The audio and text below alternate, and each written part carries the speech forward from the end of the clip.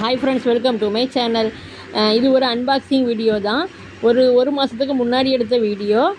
நான் வீடியோ அப்புறம் இது பண்ணுறதுக்கு முன்னாடி உங்கள்கிட்ட ஒரு சாரி கேட்டுக்கிறேன். எதுக்குன்னு எனக்கு வீடியோவே போட முடியல.